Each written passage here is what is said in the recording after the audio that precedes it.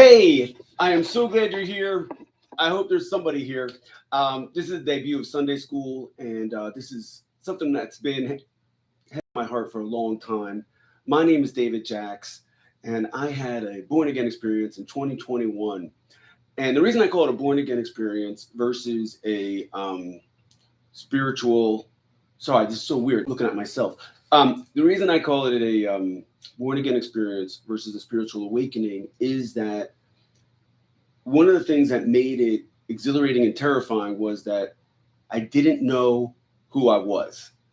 And I was a little bit afraid that I might be a channel, to be honest, because I'm a big fan of Abraham Hicks, and I've shared her work, the complete teachings of the law of attraction, with many people through the years.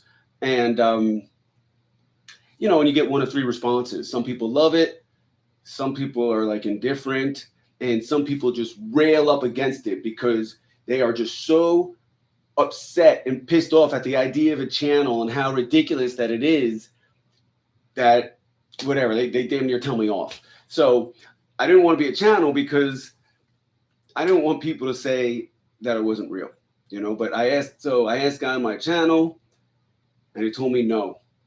And then I felt a surge of energy, and then I just knew, because if you've ever met anyone that says they have conversations with God, it's like you feel the energy, and then you translate it into words. And a few moments later, I just said I'm a messenger, and with that, goosebumps everywhere, and cold and goosebumps everywhere, and that's a yes. And so that happened in 2021, and since the last, I had no idea, by the way, how long it would take to become this new person, because I had a lot of leftover psychosis. I had an abusive father. The technical term is narcissist, but he's dad to me, and I loved him. And I'll tell you more about him in a minute. I'm going to get into the pastor's message first, and then we can circle back around to fathers in our culture, and a little bit about me. But the message today at CCV in Midtown Phoenix was that there's no such thing as a perfect dad.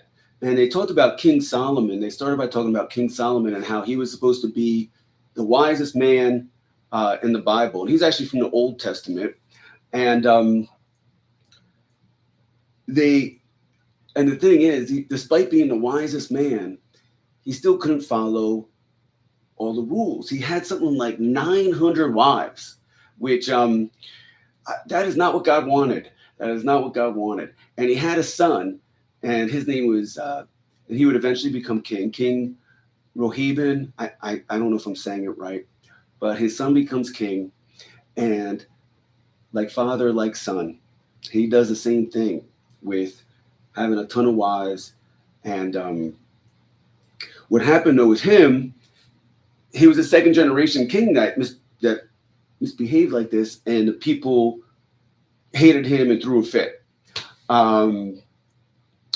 So that was the part of the Bible, and what he was just saying is that men don't behave how they're taught.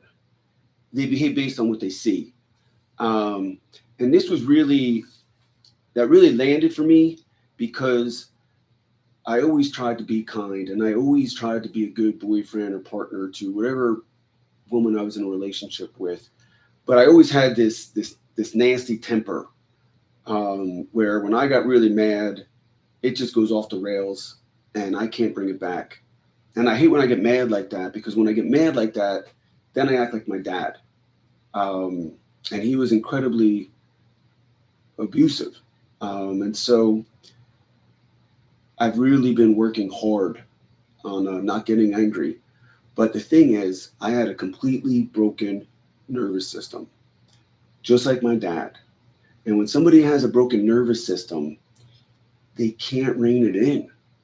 Once they get triggered, once a topic comes up that makes them angry, it's just going to keep on going until all the anger's out, and then they're seemingly fine. And so if you ever known somebody who could be totally normal 1 minute and then flip their lid the next, and then the next they're fine. That is not bipolar. Please, that is not bipolar. That is complex PTSD with a dysregulated nervous system. Okay, that's what my father had, and that's what I had. But anyway, my father was that way, but my mom was like an angel and the kindest, sweetest person in the world. And so it was interesting because, when all the kids talk about their heroes and they all talk about their dads, I couldn't talk about my dad. My mom was my hero because my mom was kind and my mom represented love, and I wanted to be more like my mom. My dad was just plain mean, but it wasn't his fault, you see. And God wants me to share this with you. I came up with this concept of the accidental abuser. And what that means is that my father just wasn't aware of how abusive he was. And it might sound crazy, but narcissists, they're not the most self-aware people in the world. As far as my dad goes, his father was abusive to him and to his wife, my dad's mom. And my dad grew up poor. Both my parents did. And when my dad was coming home from college, he graduated college, and he's coming home looking to celebrate graduation, and he sees yellow tape. And he knew she did it. She killed herself. And people don't kill themselves because of depression alone. People kill themselves when there's no light at the end of the tunnel and they can't see a way out. That is complex PTSD. And the initial definitions of complex PTSD from World Health Organization, they literally said slavery, prisoners of war, genocide. It's what occurs after long-term abuse that the person can't escape. And then they realize, oh my God, children with abusive parents, they have complex PTSD too. And initially I saw this article and it said that Blacks and Jews were the most susceptible to complex PTSD. And that made a ton of sense to me because if you know me at all, you know that I believe that the Blacks and the Jews are soulmates because we have been the most hated on for no reason.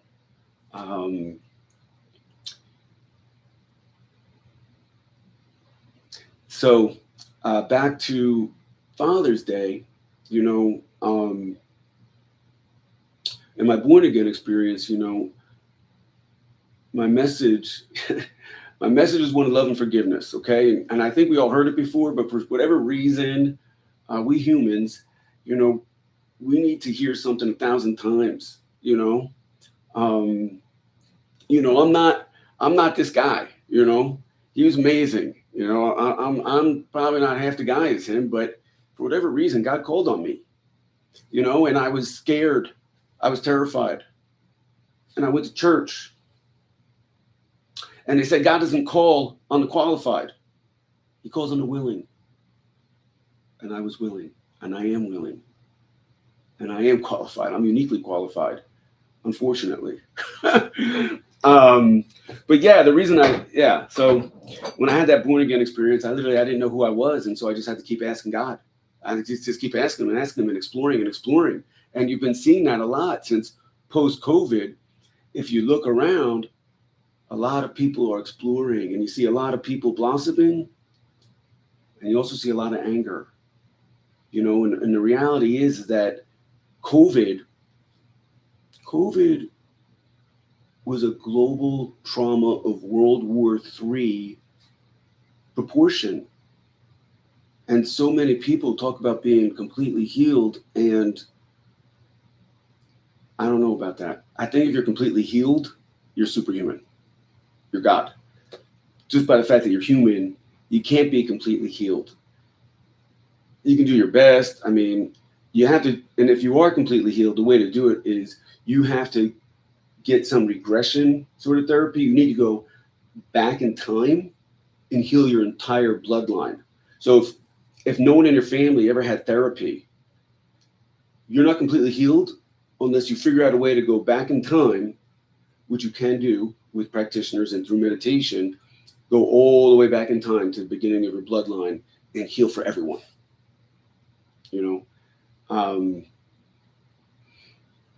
And when it comes to healing, you might have to excuse yourself from the family temporarily, but not permanently. You shall still honor your father and your mother. It was an accident that my father was abusive. He was a devout Jew. He was actually pretty conservative and a practicing Jew, and he was mourning for a couple months, and he got tired of feeling sad, and he decided that he was going to be angry, and he was never going to feel that way ever again. And he strictly lacked empathy for people with conditions you can't see, mental illness and addiction. He was just plain mean, and he would talk about his own father, and this just goes to show you that it's not like what you know. You can't just like know something's wrong and change it, his father survived multiple cancers and heart attacks, and my dad would say he was too mean to die, but I can't imagine a meaner dad than my dad, but it wasn't on purpose. He was dysfunctional, and dysfunctional means bad love in a nutshell. We have a problem with dysfunctional households in our country. A recent Forbes study said 70 to 80% of Americans believe they came from a dysfunctional home. Dysfunctional means codependence, and codependence means bad love. But yet we canceled the term codependence because it hurt people's feelings. And now we have a nation of emotionally mature people. But it's nothing to be ashamed of. There's so many of us. And all you really, and there's so many amazing people that can help you. But it's not just fixing your brain chemistry and your nervous system. It's also reconciling with God. For me, I found Jesus, and he's been undefeated. I'm not here to push Jesus on anybody. I'll coach anyone toward their own higher power. I'm just saying that my guy is Jesus, and he's undefeated for me. Okay? And if your father or your mother or your boyfriend or girlfriend or husband or wife was abusive and narcissistic, maybe instead of focusing on you, you should find out what happened to them. Because when you find out what happened to them, then you could have empathy, and you could forgive them, and you could heal. People that don't heal from narcissistic abuse are just like them. The narcissist is right. That's why they're angry. They have a high degree of rightness. And two wrongs don't make a right. Now, I'm not saying that willy-nilly you just forgive them just like that. Right? You can't just say, oh, yeah, I'm just going to forgive them. No. No, you have to work on it for as long as it takes, I had a spiritual practice for a very long time prior to my born-again experience. I was consistent for about a decade. You don't need to have a spiritual practice for a decade. That had the kind of breakthrough. I'm just saying, but you do have to do some work to work up to it, because you can't just go from being angry, pissed off to, oh yeah, I'm going to forgive him, right? And so, but in any case, and you can't do it without the Lord. You can't do it without God. And the problem that we have with complex PTSD is that it's not, too many people are not aware that that's what they have. We have too many people walking around saying they're bipolar when they have complex PTSD. Bipolar is cyclical. Someone with an explosive temperament, bipolar is not a temperament. ADD is a temperament. And complex PTSD, it comes with treatment-resistant depression because the person can't see the light at the end of the tunnel. That's the difference between complex PTSD depression versus what I call like a purebred depression, right? Where the person is just depressed, they have depression, they don't have any other symptoms or anything else going on, right? Those people might do, they may do well with a antidepressants. They would do just as well with the placebo, but to each their own. Me, I am, just so you know, I am a student of Dr. Daniel Amen. If you're not familiar with Dr. Daniel Amen, he is well renowned for discovering 7 different types of ADD and 5 different types of depression. And what he does is he takes images of the brain. He uses brain SPECT imaging, which shows blood flow in the brain. And the way he said that there's 7 different types of ADD is it can arise from 7 different areas in the brain. Depression, 5 different areas. And so I spent, and 79% of people that see him, their diagnosis changes once they get pictures of their brain. And I want to circle back to fathers because, pardon, I have, my story and my background, and my father's background. It kind of revolves around the blacks and the Jews. And I had very few friends survive my healing journey because I was really a lot. And when I got to the end, my friend Lynn was the last man standing, and he happens to be black. And we would laugh because, Lynn now moved to Tucson, and he lives with his white girlfriend. And I've dated primarily black women the last 15 years with a handful of Latinas. And I think 2 white women in 15 years. One was a disaster alcoholic, and the other one was from the Ukraine, and there was a language barrier. So neither one of those relationships went too far. But I follow, but I follow plenty of people from different backgrounds online, and I feel like black women are really hard on their men. My friend Lynn is amazing. That guy, he never gets angry. I mean, I've been friends with him for like a decade, and I don't think I've ever seen him yell. I've never seen him really upset except when his dog died. That's Lynn. He's solid. And he had a hard time dating. I remember. I wasn't, he was more, ready for his person than I was as I was going through my healing journey. But I still understood codependence and maturity. And he would tell me about these different women. And it was always like, she's not mature enough for you. And it was frustrating for him. But his girl Rachel's amazing. And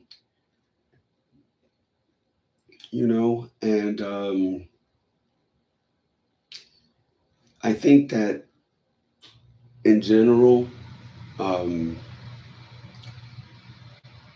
in reflecting on our culture, I said I wanted to hit on that. And I just feel like our culture is a little bit mean toward men in general. Like it seems like there's this thing where like people think it's like 10 times easier to be a man than a woman. And being a human is hard. It's hard for all of us. You think just because I understand as a woman, your hormones change every month, and through the course of history, it's been hard to make it financially as a woman in the United States. But we're past that now. I mean, women are killing it. We have more college graduates that are women than men, and women are just really doing awesome right now. God bless you. Happy for you. But let's not look down upon our brethren. Let's not look down on men. Let's lift them up. Let's encourage them. We know you're unhappy with us, man. We know. And you know what? And for every woman that's upset about men, there's probably 2 to 3 men out there saying, I did my best. I tried to love her, and she just wouldn't let me. That's a tough deal. I've been there. I know plenty of men have been there. Um, you know, but I was really excited to start Sunday school this evening. I was messing with technology, so um, this episode is a little bit short and not as well prepared as I would like to be because it's my first one, and I went to church for Father's Day, and I had a lot going on today, and I struggle with technology. But I hope you enjoyed what you've heard so far, and that you'll join me next Sunday, 4 p.m. Pacific, 7 p.m. Eastern, and what can I tell you? Till then, mind your vibe. I am David Jacks. I'm a complex trauma recovery coach, and if you want to talk, I'm here for you, and I promise I'll leave you better than I found you. Thank you. And look for me. I could really use some support. It's at Dave Jacks on Instagram and Who is David Jacks on TikTok and Heal with David on YouTube. And I'll see you next time. Have a great week.